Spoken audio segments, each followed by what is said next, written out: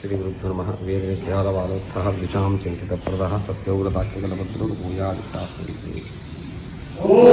ಸತ್ಯವ್ರತ ತೀರ್ಥರ ಗುರುಗಳು ಶ್ರೀಮದ್ ಆಚಾರ್ಯ ಪರಂಪರಾದಿಂದ 17ನೇ ಯತಿಗಳಿಗೂ ಇವರು ಈ ಸಂಗಲಿಯಲ್ಲಿ ಸಶರೀರ ವೃಂದಾವನ ಪ್ರವೇಶ ಮಾಡಿದ್ದರು. ಇವರು ಗುರುಗಳು ವೇದನಿಧಿ ತೀರ್ಥರು ಪಂಢರಪುರದಲ್ಲಿ ಇವರು ಗುರುಗಳಿದ್ದಾರೆ. ಪೂರ್ವಾಶ್ರಮದ ಹೆಸರು ರಂಗನಾಥಾಚಾರ್ಯ ಕೊರಟೆ ಅಂತ. ಅವರು ವಿದ್ಯಾಧೀಶರ ಜೊತೆಗೆ ಬದ್ರಿ ಯಾತ್ರಕ್ಕೆ ಹೋಗಿ ತಿರುಗಿ ಬರ್ತಾ ಇರುವಾಗ ಏಕಚಕ್ರದೊಳಗ ವಿದ್ಯಾಧೀಶ ತೀರ್ಥರ ವೃಂದಾವನ ಆಗುತ್ತೆ. ಆಗ ಅವರು ಆ ಸಂಸ್ಥಾನದ ಪ್ರತಿಮಾಗಳೆಲ್ಲ ಸತ್ಯವ್ರತ ತೀರ್ಥರಿಗೆಲ್ಲರೂ ಅವರು ಪೂರ್ವಾಶ್ರಮದೊಳಗಿದ್ದಾಗ ಅವನ್ನೆಲ್ಲ ಕೊಡ್ತಾರೆ, ಇದನ್ನು ವೇದನಿಧಿ ತೀರ್ಥರಿಗೆ ಮುಟ್ಟಿಸ್ಬೇಕಂತ. ಆಗ ಅವರು ಅಲ್ಲಿಂದ ಧರ್ಮಪುರಿಯಲ್ಲಿ ವೇದನಿಧಿ ತೀರ್ಥರು ಇರ್ತಾರೆ, ಅಲ್ಲಿಂದ ಉಪವಾಸವಾಗಿ ಬಂದು ಆ ಎಲ್ಲ ಪ್ರತಿಮಾಗಳನ್ನು ಕೊಟ್ಟು ಗುರುಗಳ ವೃಂದಾವನಸ್ಥರಾಗ್ಯಾರ.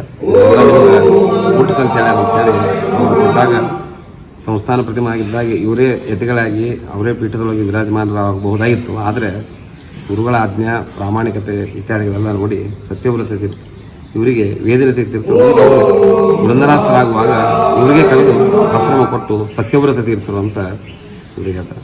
ಇವರಿಂದ ಮುಂದೆ ಎಲ್ಲ ಸತ್ಯ ಶಬ್ದ ಪ್ರಾರಂಭವಾಗುತ್ತೆ. ಅವರ ಶಿಷ್ಯರು ಸತ್ಯ ನಿಧಿಗಳು, ಅವರ ಶಿಷ್ಯರು ಸತ್ಯನಾಥರು. ಸತ್ಯನಾಥರು ಹುಟ್ಟಿದ್ದು ಇಲ್ಲಿ ಮಿರಜೂರು.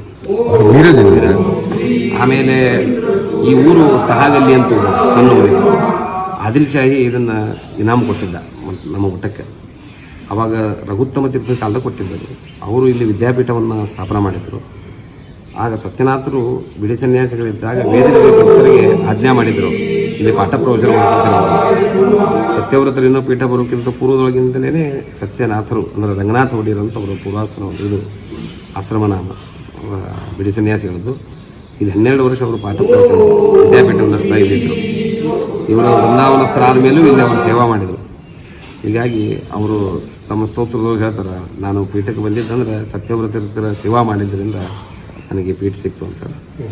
ಇವರಿಗೆ ಆಶ್ರಮ ಆದಮೇಲೆ 3 ವರ್ಷ ಮಾತ್ರ ಈ ಪೀಠದೊಳಗೆ ಸುಧಾಕ್ಕ ವಿವೃತಿ ಅಂತ ಗ್ರಂಥ ವ್ಯಾಖ್ಯಾನ ಬರೆದಿದ್ದರು. ಬಹಳ ಪ್ರಾಚೀನ ವ್ಯಾಖ್ಯಾನ ಬರೆದಿದ್ದರು. ಆನಂತರ ಇನ್ನೂ ಕೆಲವು ಗ್ರಂಥಗಳು ಬರೆದಿದ್ದವು ಉಪಲಬ್ಧ ಇಲ್ಲ. ಆದರೆ ಸುಧಾ ವಿವೃತಿ ಮಾತ್ರ ಅಧ್ಯಯನಕ್ಕೆಲ್ಲರಿಗೂ ಉಪಲಬ್ಧವಾದದ್ದು. ಸತ್ಯ ಪ್ರಮೋದರ ಅದನ್ನು ಎಲ್ಲರಿಗೂ ಅಧ್ಯಯನಕ್ಕಾಗಿ ಅಂತ ಪ್ರಿಂಟ್ ಮಾಡಿಸಿ. ಆಮೇಲೆ ಇಲ್ಲಿ ಅವರು ಕೆಳಗಡೆ ಕೂತು ಜಪ ಮಾಡ್ತಾಯಿದ್ರು. ಕೆಳಗೆಲ್ಲ ಅವರು ಮಂಟಪ ಕಟ್ಟಿಸಿದ್ದು ಇದೆ. ಅಲ್ಲಿ ಕೂತು ಜಪ ಮಾಡಿದಾಗ ಯಾವಾಗ ಜಪಮಾಲಿ ನಿಲ್ತದೆ ಆವಾಗ ಇದ್ರ ಮೇಲೆ ವೃಂದಾವನ ಹೀಗಾಗಿ ಸಶರೀರ ವೃಂದಾವನ ಕಟ್ಟಿದ್ರು. ರಾಯರ್ಕಿಂತ ಮೊದಲು ಆದದ್ದು 1638ನೇ ಇಸ್ವಿಯಲ್ಲಿ ಇವರು ವೃಂದಾವನ ಸ್ಥಾನ 1638 1638. ಮುಂದೆ ಸತ್ಯಸಂಧ ತೀರ್ಥರು ಬಂದು ಪೂಜಾ ಮಾಡಿ ರಾಮದೇವರನ್ನ ವೃಂದಾವನಕ್ಕೆ ತೋರಿಸಿದಾಗ ಈ ವೃಂದಾವನ ಇದು ರಾಮದೇವರು ತೋರಿಸಿದಾಗ ಸತ್ಯಪರಾಕ್ರಮರು ಬಂದು ಸೇವೆ ಮಾಡಿದ್ದಾರೆ. ಅವರು ಸ್ತೋತ್ರ ಮಾಡಿದ್ದಾರೆ. ಅವ್ರ ಸ್ತೋತ್ರವನ್ನೇ ನಾವೆಲ್ಲ ಇಲ್ಲಿ ಪಠಣ ಮಾಡಿದ್ವಿ. ಸತ್ಯಪರಾಕ್ರಮರು ಇನ್ನೂ ಅನೇಕ ಯತಿಗಳು ಜಾಗ್ರತ. ಧನ್ಯವಾದ.